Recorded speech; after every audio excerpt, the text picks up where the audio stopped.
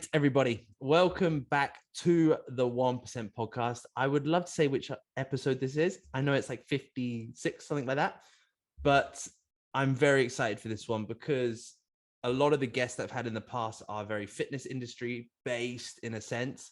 And obviously, so is the man in front of me today, but just in a different kind of style, which is amazing. So I am joined by Nick Troutman, which from the age of, I don't know, 10, I think I was like 10 years old, I have admired this man like God himself. So from as long as I can remember, this man has been a huge inspiration to me. So honestly, bud, welcome to the podcast. I'm buzzing to have you on. Oh, yeah, sorry. No, you good. We've had our first glitch. It's great. We had our first glitch. Super honored to be here. And yeah, just really stoked. I don't know how to react to that intro. I'm I'm a little more humble probably than the way that you intro it, but super stoked to be on here, and I love the idea of the 1% podcast and just, trying to be 1% better. So yeah, let's go ahead and dive right into it. But thanks for having me here, Brandon. No, honestly, thank you so much, bud. And obviously an easy way to jump into this is, who is Nick? What does he do? If you jump into a taxi and the taxi driver just goes, "Hey, bud, what do you do?" How would you reply? Well, that's a great question, and one that I get fairly often. And for someone that gets that question so often, you'd think I'd have a better answer. But I'm always like, oh, that's a bit of a trick question. What do I do? I guess I tell everybody that I'm a professional athlete in, one aspect or another. I'm a professional whitewater kayaker, if you can call it that. But I do a little bit more than just that. Yeah, travel around in a trailer, going to competitions, doing some coaching. I've got a podcast myself, The Art of Awesome. We've got a TV show called The Great Family Adventure, which is about going on family adventures and getting the kids in the outdoors and stuff like that.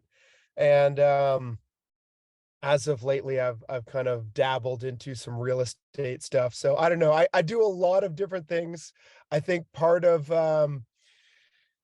being some sort of professional athlete, especially in an industry that isn't, I don't know, it's not like the financial gains that you think of like in the NFL or the NBA or any of the big sport leagues where you're making these $1 million contracts. I think it forces a lot of athletes into kind of entrepreneurship, and which we can dive into if we want, but through that, I think I've just always had a lot of irons in the fire, and therefore I try to have as many legs to my career or financial stability or any of that kind of stuff.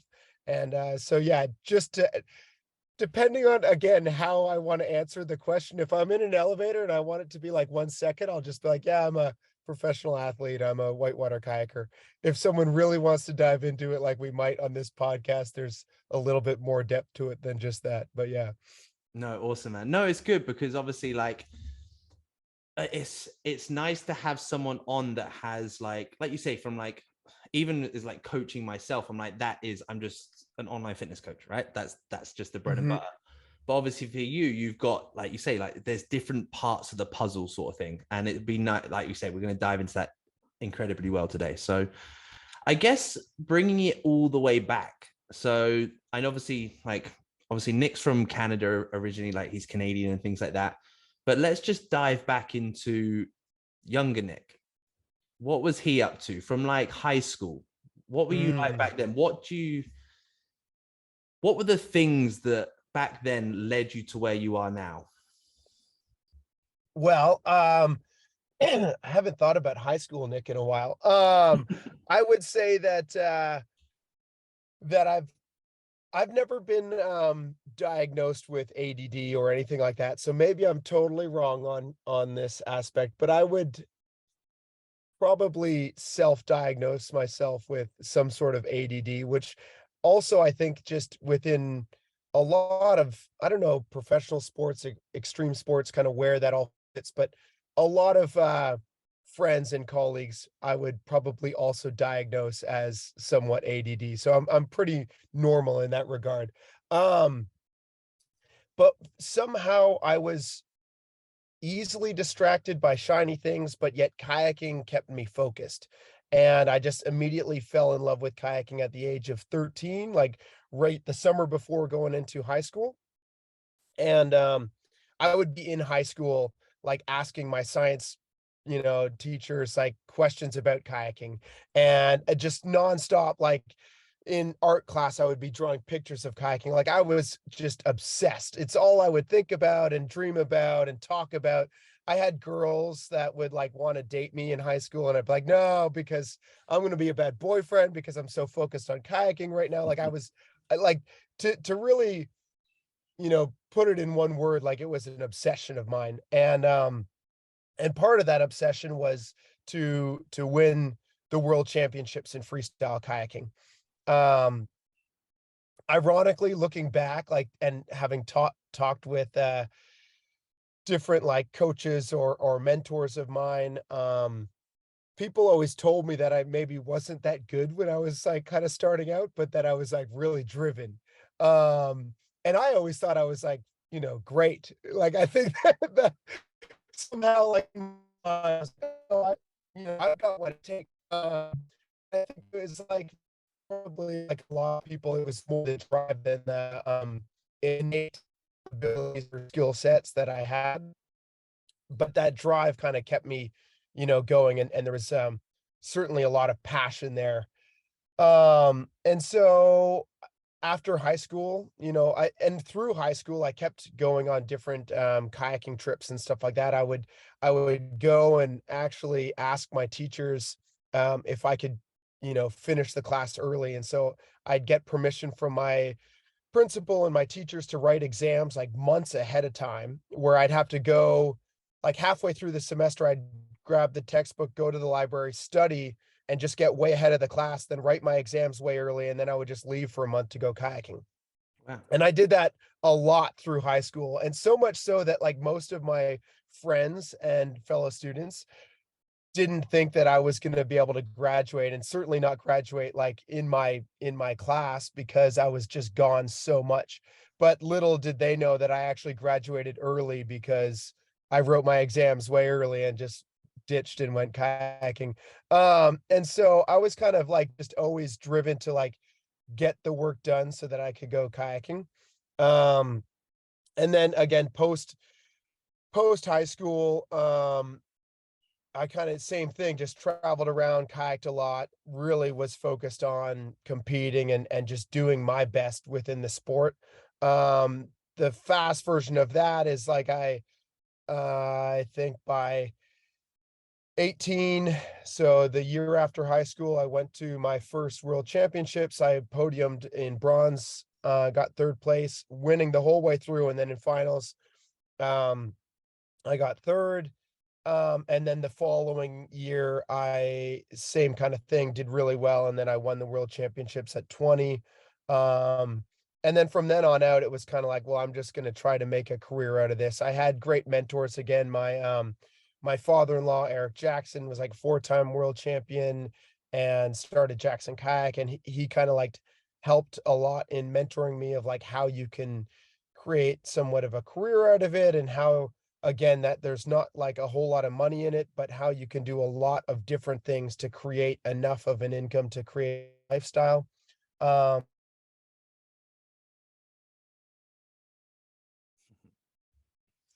There's that 30 seconds.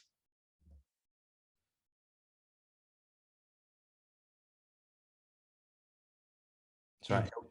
Oh, you might have to go oh, back. That was that 30-second gap. sorry, where did you lose me at?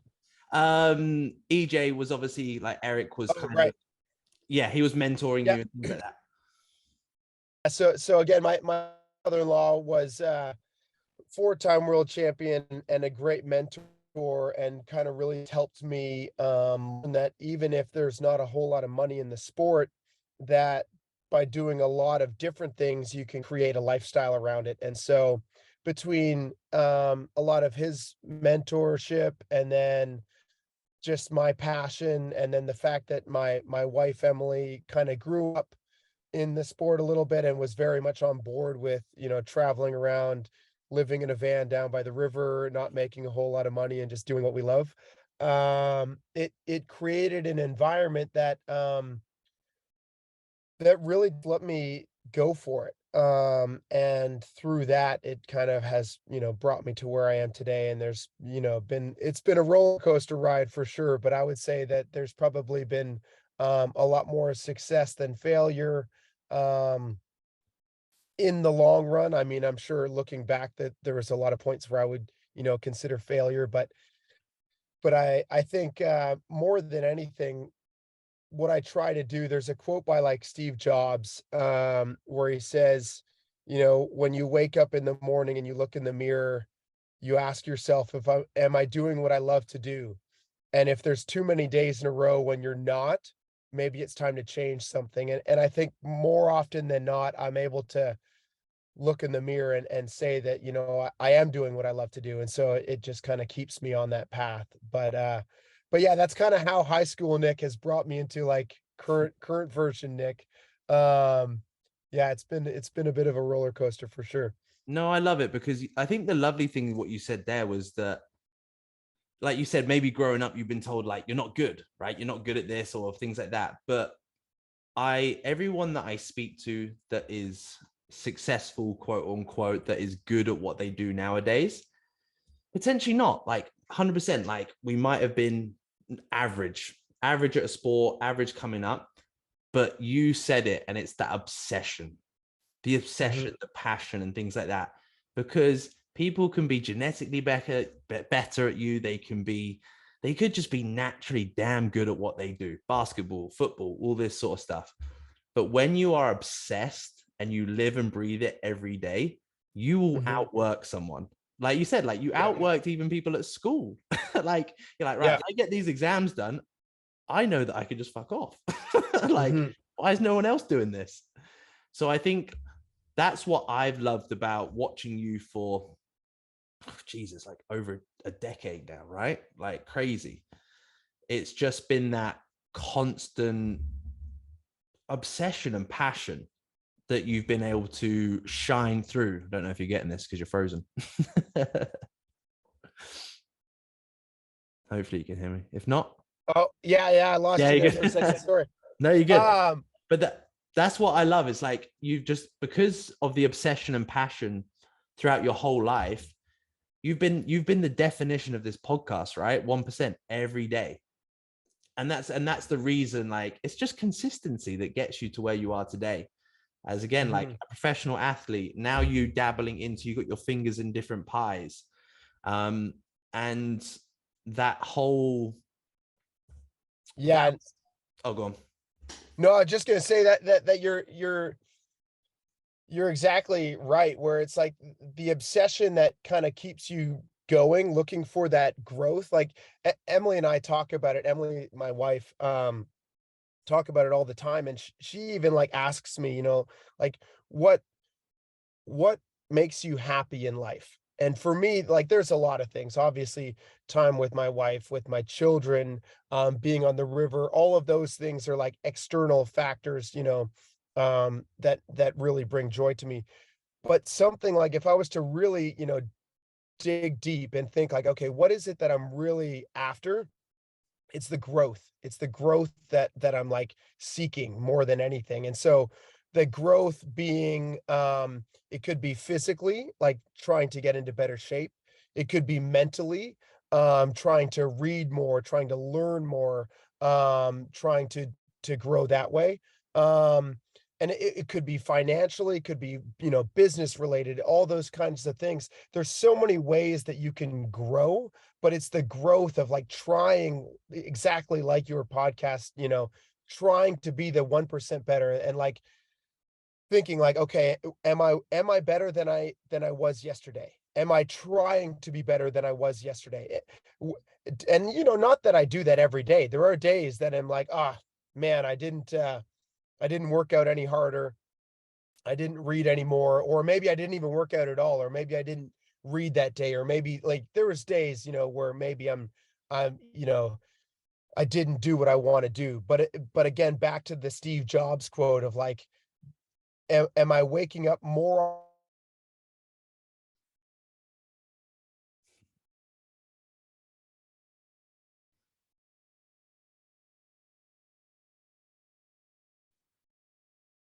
Wait for it. It'll kick in now.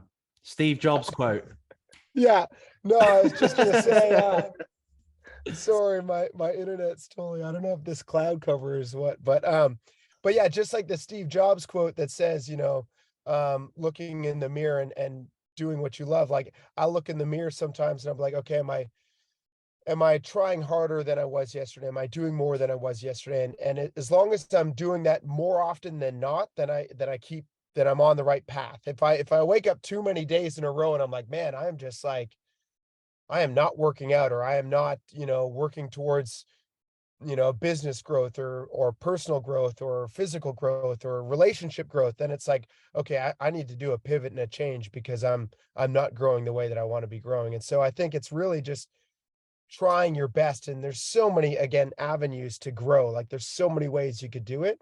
Um, that the beauty is that it opens up so many opportunities that because of all the different types of growth, each and every one of us has the opportunity to grow in one way or another. Do you know what I mean? Whether it be, could be spiritual, could be financial, could be relationship, could be parenting, could be physical, could be mental. So as long as you're growing one way or another, I think, you're going in the right direction. No, it's amazing. And honestly, like that's you we could literally end the podcast on that note. but I guess, have you ever had to make that pivot? Have you woke up too long and you're like, something needs to change? Oh yeah. I mean, I would say, I've pivoted lots, almost to the point where sometimes I have to like step back and be like, am I pivoting too much? Because again, the like self-diagnosis of like the ADD where I'm like, I'm easily, distracted by shiny object. I get like shiny object syndrome where I'm like, oh, I should try this or I should try that because, I read a book about someone doing this or I heard a podcast about someone doing that. And so, um, I regularly am at least considering pivots, and then every now and then I have to like almost like meditate on it, like, is that pivot actually what I need to be doing right now, or is that going to distract me from my bigger goals? And so um I've kind of recognized that through this like distraction that I just am easily distracted, that if I have three major goals, um that kind of helps anchor me towards those three goals until they're achieved, and then I can move on and pivot if need be. But it kind of like helps keep me focused and avoiding the like just constant weave of never ending distraction of shiny objects. But yeah, I mean, thinking about just like pivoting, have I pivoted before? So, I would say in the last decade, or you know if I've been an athlete doing this for almost 2 decades now, professionally, or making a career out of it for almost 2 decades. There was a major part of that, I would say at least the entire first decade, where my Mm. whole focus was on just trying to sell myself as an athlete, as being, a top athlete. And that's kind of like what I would bring to the table as far as like sponsorship or bringing value to the table to different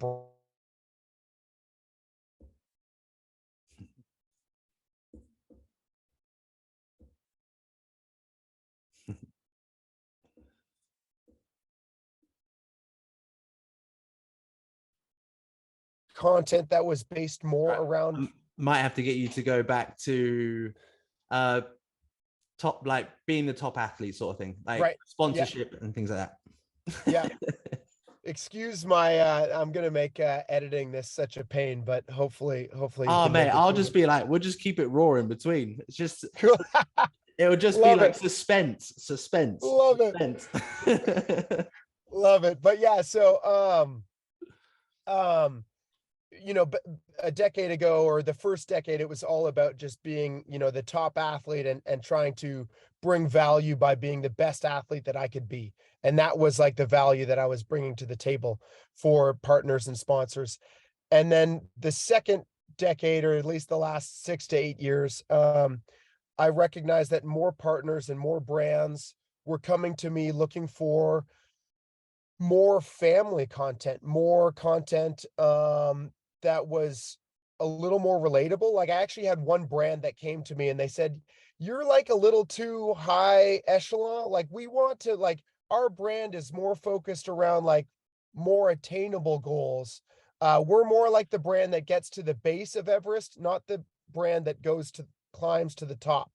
And again, each brand has their own kind of recognition of what they were, but they were like, "No, we want more kind of like family stuff, fun stuff, and less like, you know, world champion athletic stuff." And I was like, huh. And so I definitely had more brands kind of reach out with more of that focus. And it made me realize, like, okay, maybe the pivot needs to be less about being like the absolute best athlete in the world and more about just like being the relatable parent that I am, and that, that we do other cool stuff. Like, we just go on adventures with the family, and we do, I just go take my kids hiking or biking or whatever it is. And so Mm. I I would say that as far as like just as a sponsored athlete, that alone was a pivot, that recognition that I was like, huh, maybe that needs to be where I need to go. And that kind of like then fostered the whole TV show, and all sorts of different things came with that. So um yeah, I say I pivot all the time. And I think more than anything, it's like recognizing the opportunities that are available, and that you can pivot with the opportunities, but then also recognizing, like, is this opportunity correct at the moment? Like, is this actually helping with my current goals, or is this something that I should put on the back burner as like, hey,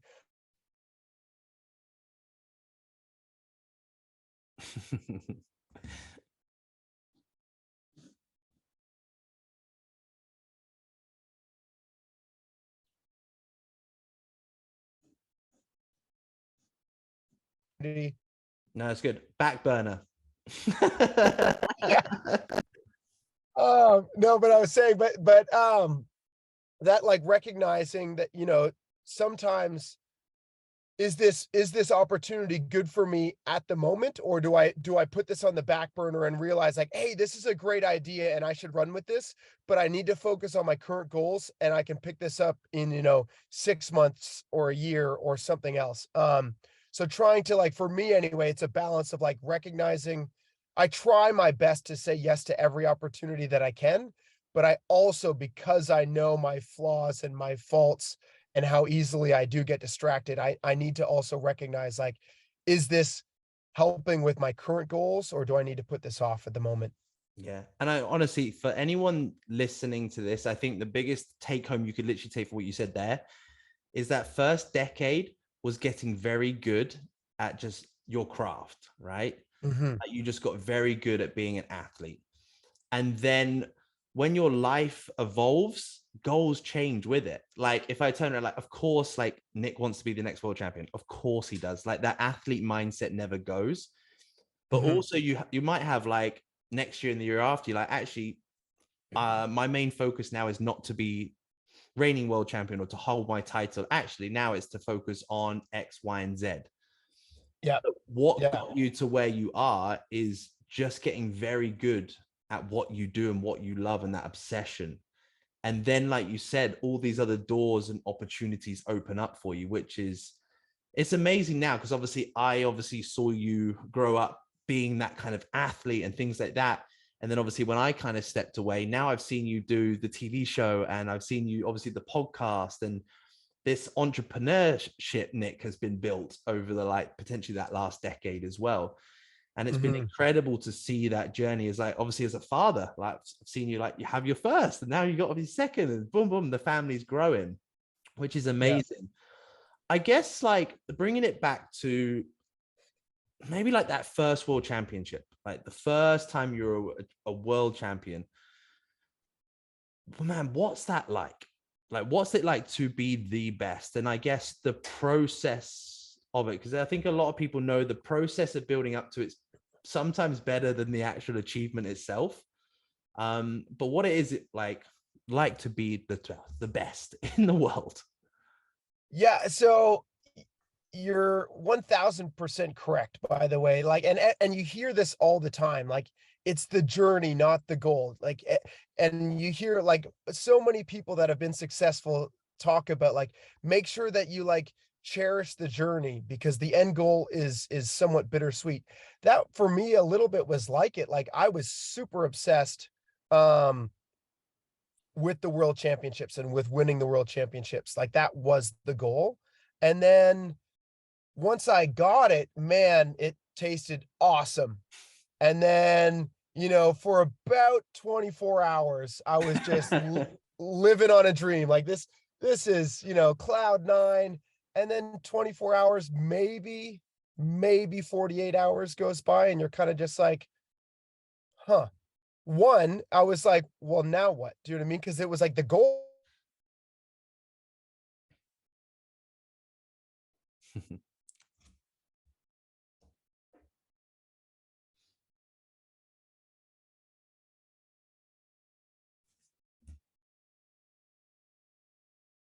No, it's good. The goal was achieved. Yeah, Yeah. yeah. And so for me, it was like once the goal was achieved and like then the goal's gone. And then it was like I was definitely like I was so laser focused, which I think is in a lot of ways necessary to achieve, big goals is to have that laser focus. But once the goal was achieved, and again, I was pretty young. I didn't know all that I know now. I hadn't read all the books and listened to all the podcasts. Like I have consumed quite a bit of knowledge that I didn't have at the time. Um, and so I was kind of lost because I was like, wait, now I don't know what to do. And you hear a lot of athletes talk about this with the Olympics too. Like once the Olympics passes, because they're so laser focused, they're like, well, now what? And there's kind of like if you hear about like the post-Olympic depression, because they're just a little confused at where are they going in life? What are they aiming for? They don't know what to do. And so for me, I probably had that for a year and like because I'm easily distracted, like my going to do the same thing and I'm just going to win every event ever. Do you know what I mean? And then I kind of realized like, well, okay, I need something different. And I heard a quote, or like an idea anyway, maybe I'm butchering the quote, but it was like, once you climb the mountain, there's always another mountain behind that peak. Yeah. There's always, and a bigger mountain. And that's kind of just like how I shifted my goal setting idea was like, okay, once you set a goal and you achieve the goal, you already have to be thinking the next goal. You can't be, or else you find yourself lost. And so again, back to your original question, what was it like? It was phenomenal. It was like everything that I wanted it to be. And more than anything, I guess what it was this really deep um feeling of confidence. I knew that I had put the training in. I knew that my ride was what I needed to do and that like it without sounding super arrogant, I don't even really tell people this because I try not to be arrogant, but like I woke up that morning of the world championships of finals and without feeling arrogant, I was just like, yeah, it's today's the day. Like I just knew Yeah. like through and through that I was ready, that it was like I'm gonna win. And I'm confident about this, not in an arrogance way, but I just like I feel confident that like my ride is better than Everyone everyone else's. else's Yeah. today. Do you know? And that's the thing too about competition, is it's that exact moment, that exact day. I've had I've had many days where I think I'm the best, but then it comes down to that ride that day, and someone else's ride was better that ride that day. Yeah. And I was like, man, yesterday I was better, but today they beat me. Yeah. And that's kind of like also recognizing, the more competitions that I do and stuff like that, that it's just another day. And that's kind of like how things have kind of morphed from me too, is that like the more events that you do, I imagine that it's probably similar for you in bodybuilding. Your very first bodybuilding competition is a really big deal. Hmm. After you've done 100 of them, you're probably like, okay, I know what I need to do. And it's just another competition. And therefore it doesn't like, you're not psyching yourself out. Do you know what I mean? You're like, I've put the training in, I'm ready. Here we go. And I think that you see that like, you hear about like athletes choking and stuff like that. A lot of it has to do with just the mental preparation that comes behind a lot of it. Excuse me. And I think a lot of that mental preparation just comes with the more that you've put into the craft. The more that you've done competitions, probably the less that it phases you. The more that it's like your very first competition, the more that you're going to like amp it up in your head as like, oh, this is a huge deal, and therefore the more likely that you might even choke or something like that. And we could do a whole podcast just about like the the mental side of competition and choking and being at your best, because I've definitely done both of those as well. But I But yeah, think, I don't know. yeah, no, I think on like at the end of the day, like if you talk to like, I think when people, you can call it the average Joe, right? People that aren't athletes, people that kind of maybe potentially just work out on like a leisurely thing, and they would see you, me as potentially quote unquote arrogant. Because obviously, like you look a certain way, you perform a certain way, you're a world champion, you live and breathe this. But at the end of the day, like it is just that athlete mindset. Like if you have to believe that you're the best. You have to. Because otherwise, if you don't, then don't expect a first. Don't expect a Right. second. Like you have to go in every day being like, I'm good at what I do. I'm going to show up, be the best. And like vice versa. When you've made it to finals, you've earned the right to be there. So I'm like, Hmm. okay, cool. I am the best. I know I can deliver. If you don't Hmm. believe that, it's like anything, you, again, quote unquote, believe in yourself. Yeah. You have to believe in whatever you do in life. So if you didn't believe that, I'm like, yeah, cool. That's why he got third. That's why he got second. And Hmm. obviously, like you say, when you've had those choking moments, there's probably been those times where you've had that little bit of self-doubt. You're like, Oh, oh, 100%. and it kind of sneaks into the back of your mind, but it's like you're a very strong-minded individual. It's only when until you walk away that you're like, oh, I didn't really speak to myself how I should have when I won X, Y, and Z titles, sort of thing. Hmm. So I Hmm. think, I guess when like, because I think for you more so than a lot of others is that you've been kind of in the world of kayaking. You are, there's a lot more eyes on you, Emily, EJ, Dane, and things like that, just because of the family concept, right? Do Hmm. you feel like there's extra pressure on you as an individual? Um, I would say maybe at one point in my life, I may have.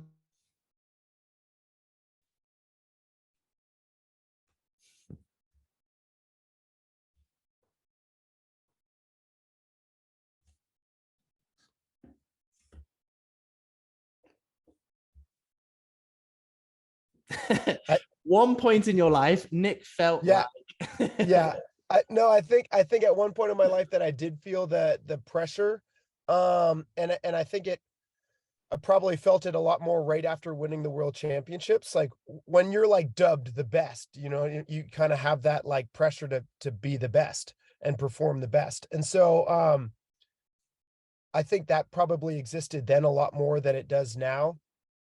I've been doing this for, almost 20 years now. So I've kind of learned how to navigate the pressures a little bit. And not that saying that I've mastered it, because one, I'm always improving, and two, I've got much to learn still. But at the same point, I think I'm better at least somewhat controlling some of those pressures and that feeling of pressure. But yeah, there was definitely a point where I felt like the world was watching and really cared, about how I've done. And and I think also, like thinking back at like my biggest, you know, quote unquote failures or mistakes, back in 2013 at the World Championships at my home wave on Garburator. Um, I certainly had a lot of pressure.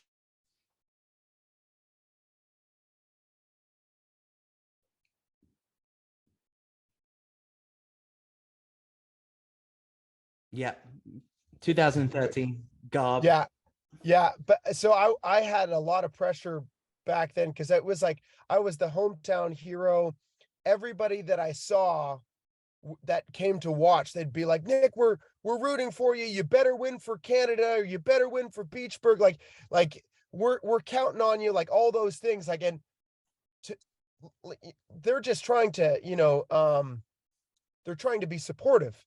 Yeah, But the way that I was internalizing it, I was like, "Oh my gosh, this is a lot of pressure." It was like I was carrying all these people. Do you know what I mean? yeah, Um, and I had trained probably harder than I had ever trained because I really wanted it there. Do you know what I mean? Like that was like super yeah, laser focused again. But but I didn't have the proper self-talk. Like I was winning going into finals, and then I kind of got there was a whole bunch of jostling that happened right at finals where I wasn't ready. They called my name. I wasn't even like in my gear, and they're like, "Nick, you're supposed to be in the water, whatever." So I wasn't prepared like the moment of, but right before my ride, Dane went through, my brother-in-law, and he had a phenomenal ride. And they like as I'm dropping into the wave, they called out his new high score, which is the new high score of the event. And my thought, because I wasn't like mentally strong in the moment, because I was kind of just like a little off edge with getting into the eddy late and all this kind of stuff. My thought was like, "Oh, you can't beat that." And then like literally the wheels fell off. Do you know what I mean? Like everything fell apart. And I couldn't do like my opening trick. Do you know what I mean? Because like I had just like the entire like self-belief was just gone. And then yeah, I couldn't perform because of it, even though I was probably better trained than I had ever been in my entire life, or at least, as close to the best physical training and mental training that I had tried. But it was just like one moment of doubt just crushes it all. Yeah. yeah. So I don't It's know. no, honestly, it's but this is like it's life, isn't it? It's that whole thing of like how you speak to yourself every day, how you conduct yourself on a daily basis, and things like that. But obviously, when you look at it from a high-end athlete, that one little thing just triggers it, and it all spirals. Hmm. And I was talking about it today. It's like try not to listen to your emotions. Don't react on your emotions. Because like if we all reacted on our emotions, I'm angry, I'm gonna punch a wall. It's not probably the best thing to do. I'm angry, I'm gonna yell at someone. So it's like when you say like, because you've had years of experience now, I could throw something at you now, but because you've got so much more experience, you take it on. You're like, right, I'm not going to listen to this. Let me hone down on here. And I Hmm. think that's the amazing thing, which I guess any sport, any competition builds because you learn so much about yourself. And I know that you spent a lot of time over the years now working on self development and things like that. And I guess because the Nick U is kind of it's a little bit different than the full, I guess not well, he's still a full-time professional athlete, but now you have your fingers in different pies. So I guess bringing it into like the present day, like what are you up to at the moment? Because I'm intrigued by this as well. Like what's going on the radar at the moment? Because obviously you're on the road at the moment and training, Hmm. but you're gonna have more behind the scenes stuff than you were when you were just kind of a full-time athlete sort of thing.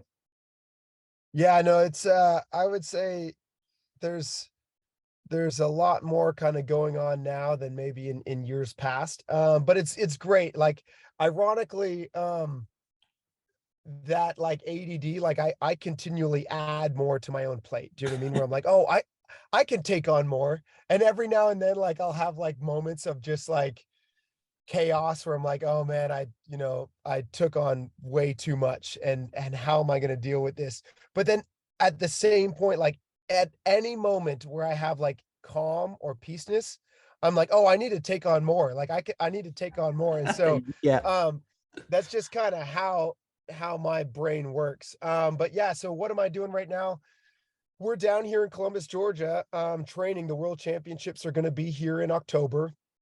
So I'm training right now, and I'm trying to we kind of spoke a little bit about this offline before we started, but the feature here bodes well to my expertise or my skill set. So I'm trying to train harder than maybe I have in the past, or at least get back onto the training program that I have been on in my peak performances of the past. But at the same point, like, we're homeschooling kids. We're actually we're doing a TV show here in a couple weeks for the US team trials. We're going to be doing a TV show here during the World Championships. Never done that before, so that'll be a little chaotic at the same point. And then I've got all these like other just things that I've taken on. Again, we like trying to do some more real estate stuff, trying to do some more business opportunity stuff, trying to just like the person that I am now as more of a family man, as more of a father figure and husband. When I won my world championships back when I was 20, I think I had like just gotten married. And so um there's just simply more responsibilities that I have now as a father and a husband than I did back then. And so it was easy for me to focus pretty much 100% of my energy on like training and athletics.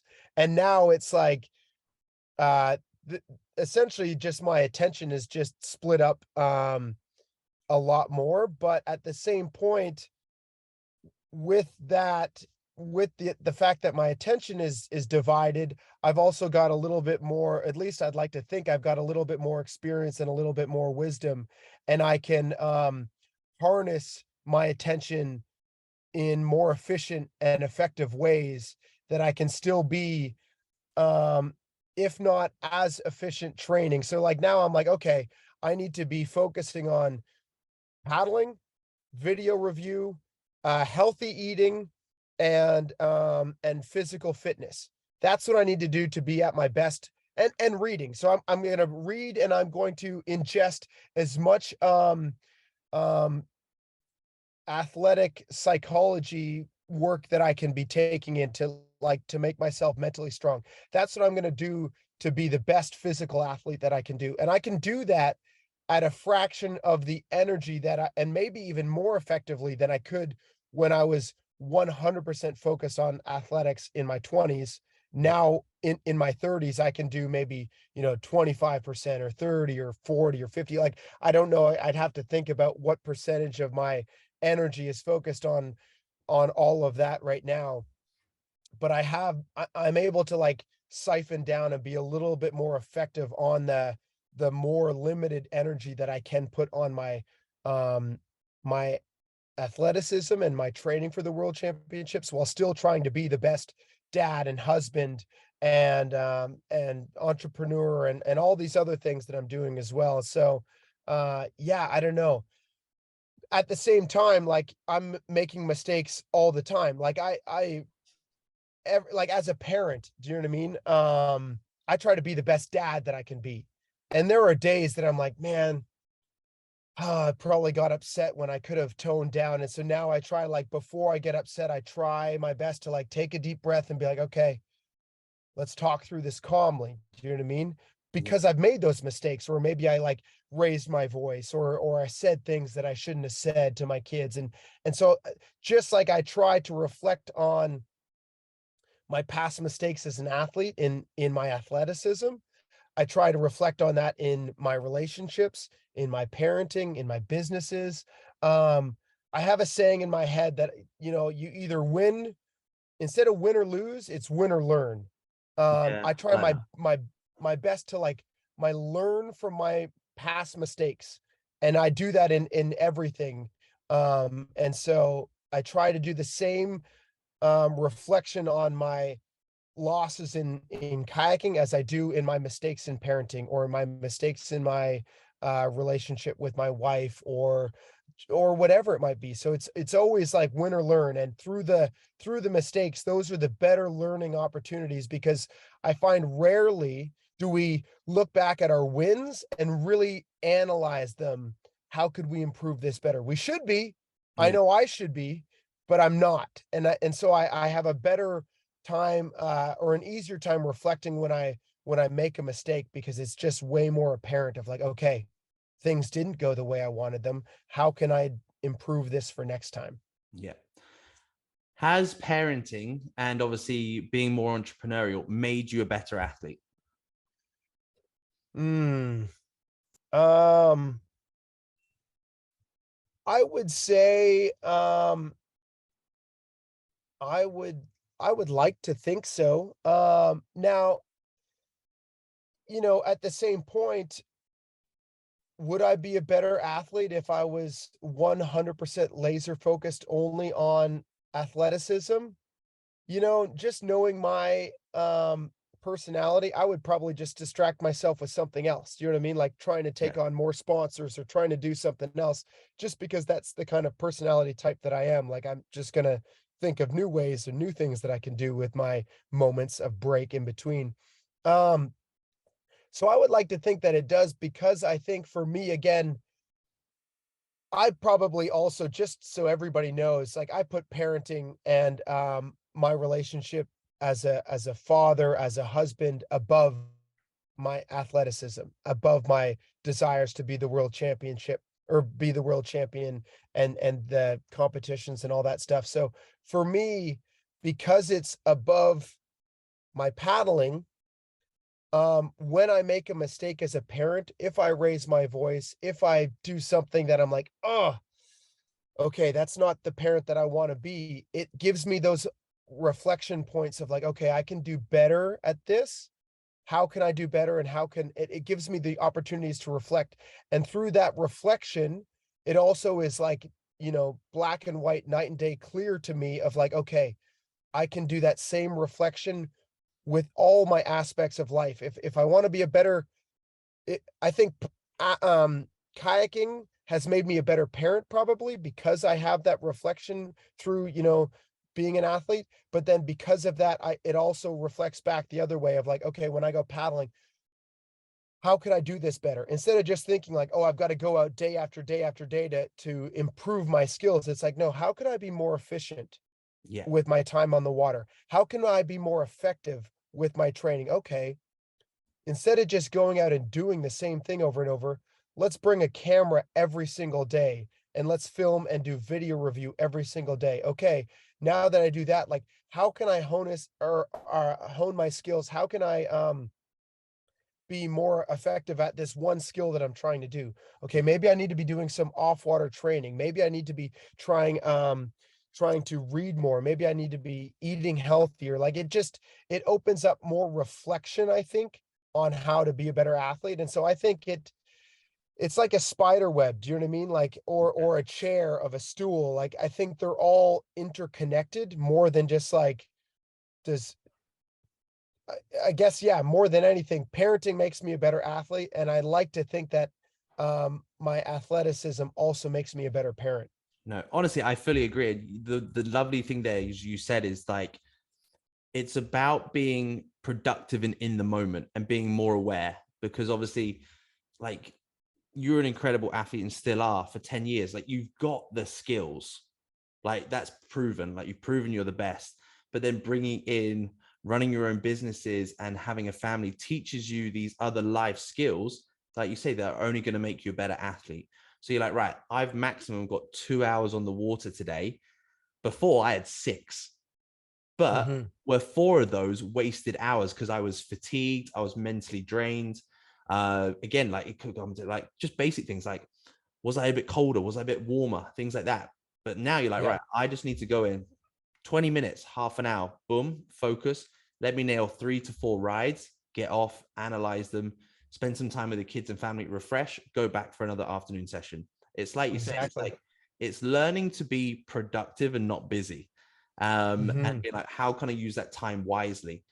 Because I think that's the biggest thing that, again, like I'm learning a lot more now, is being like, Well, because obviously, again, I don't know what it's like to be a parent yet, but I have no kids.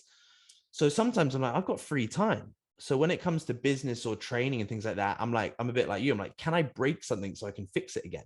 But like, why? Because it's already working. So now it's being like, well, okay, cool. I've actually got rest and recovery time. I've got 2 hours to chill.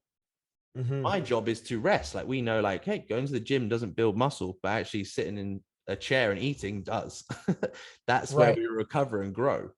And it's like listening to a podcast, listening to things. So where, like you said at the very beginning, where can I grow in different areas? So I think it's an amazing thing coming from a professional athlete, which is amazing because, oh, I think we got a little bit of a glitch. Boom, boom, boom, boom. Should kick back in a sec. 3, 2, 1, and we're back. There we go. Timed it well. But no, because obviously I've had a lot of like pro bodybuilders on here talk and things like that. But again, like I've never had someone on this podcast who has been the best in the world yet. So it's great to kind of hear an insight into that mindset, which has been amazing, man. So it's cool. Obviously, I know I don't want to keep you on here for crazy amounts of time and things like that. We will definitely have to jump on and do like just we'll break it down. We'll do loads of podcasts. We'll just this is mindset, this is training, and things like that. But Yeah. I guess a little bit of like a recap of your life over the next year. What's the mission at the moment, bud? Obviously, we know you've got the World Championships coming up and things like that. But what's the goals for 2023? Mm. Well, so I write down my goals every morning. And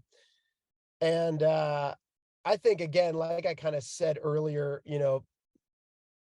my parenting and being the best dad and husband and everything comes above my athleticism in just the way that I run my life. But goals are very first goal every morning I write down is to train to be the best for the world championships this year. I'm trying to figure out a way, and I haven't quite done it. So on my podcast, I did an episode recently with a psychologist who now does personal like development coaching. I've talked with a phenomenal a British paddler who's a monk. I've talked with lots of different people that about just like goal setting and success in life, and I'm trying to figure out a better way to kind of write down my goals a little bit. So like Hmm. again, I've written down that like I want to win the world championships, but I also recognize that if I got second, is that a failure? You know, to some people maybe, to me at this point in my life, no. So I need to have a better way of like writing exactly what my goal really is. And I think the gist of down to because I've also thought to myself, like, why do I want to win another world championships? Like, what is real? I know what he's going to say, and it's going to be really good as well. So wait for it. No, it's Where, good. No, but it's where did I cut out? um kind of like if you come second sort of thing, Oh, right, like you said, right. like because actually it's like if you win, like Mhm. what will it actually bring you? Right. And that was like the gist of it is like asking like, why do I want to win another world championships? And so I kind of thought like, okay, yeah, I want to do it to prove to myself that I still can, that I'm still, still capable. I also want to prove to my children that hard work can pay off, because Yeah. they see me every day training or running or battle ropes or doing whatever it is that I'm doing. They see the training that goes into. So I want to prove to them, to kind of showcase like, okay, if you want something great, you can achieve it, but it takes hard work. So that's another part of it. um but beyond that, it's a little bit like, that's really the goal is just to prove to myself and to my kids like that you can do something if you set your mind to it.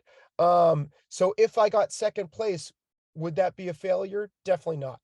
If I got third place, would that be a failure? No. And so my goals about like just shifting, the psychologist that I had on the other day had a great way of talking about it, where like you want to hold your goal in your hand like you would hold a cup of water or something like that. Got Yeah. it. Let's go. But you don't want to be like strangling this goal so much that that it's like life or death. And I think that that was maybe one of the mistakes that I did in my 2013 World Championships, is that I wanted it so bad that I was kind of strangling it. And so now I'm trying to recognize, like, I want the goal, I want to be aware of it subconsciously and physically and consciously, but I also want to be like okay with the fact that I just want to go out and do my best, and being okay with whatever my best is. Mm. So again, I'm still kind of like reworking what that exactly sounds like and what that is when I write it down every morning. So far, the best that I've come up with is like train to be the best that I can be at the World Championships. But so that would be one of my goals. Another one again is just to go and do fun family adventures, which is like a big part of what the TV show is, and just kind of again a big part of me being the best dad that I can be. Um, and then another one would be to to create financial freedom for my family. And so and why do I even want financial freedom? Well, I want financial freedom so that I can go and continue to do these family adventures that I do. Yeah. And that's something that I've kind of just come to the conclusion with a lot of goal setting, that it's taken me a moment, and it maybe more than a moment, maybe like a decade, to realize that I'm very goal focused and goal oriented, but to kind of reflect, like, why do I want these goals? Yeah. And so a big part of why I want a lot of my goals is to spend time with my family, to go and do fun activities and adventures with my family, and to prove and to show to my children um, that they can achieve whatever that they want in life if they put in the work and the effort need be. So that's kind of like the gist of what I've got going on this year. There's a lot more, like detail work, but that's kind of the overarching theme of it. No, it's it, man. I love it because, like, obviously, I speak to people every day and talk about goal setting, about like, well, why do you want to get in better shape? Like, what's it Mhm. actually going to bring to your life? Like, if we have this conversation in 6 months' time and you're in the best shape of your life, what will it bring to your life? Vice Mhm. versa, if in 6 months' time you're not in that position, how will you feel? How will that Mhm. impact your life? And most of the time, it is just when you speak to yourself or people that want to change, it's the challenge, it's the next hurdle, it's things like that, it's the next direction in their life. Like, I Mhm. just know if I work on this, it'll lead me there. I don't know how it's going to get me there, but I know that it's going to be that one step. It's going to be that 1% closer to whatever it is. Like, it's the same. It's like people can be like, all right, you've won your world championships, you've won multiple World Cups. Now what, bro? Do you know what I mean? So it's like you Mhm. say, it's that constant hunt and that constant progression that we keep striving for every day. So Yeah. honestly, man, I absolutely love it. Absolutely love it. So I know that you've got a busy schedule. I hope, oh, there we go. We're good. I know you got a busy schedule today and things like that. Obviously, sorting out the kids, getting them all educated for school and things like that. And then obviously your own training. So it's cool. But I guess closing tradition on the podcast is, if you could give someone one piece of advice that's going to take them 1% further forward tomorrow, what would that be? Hmm. If I could give one piece of advice to get 1% further, honestly, I've got my gut instinct is like I've got way more than one thing to say. Um, but if I was to only think of one thing, it probably Oh, that was perfect timing. We've got suspense for the answer. It's amazing.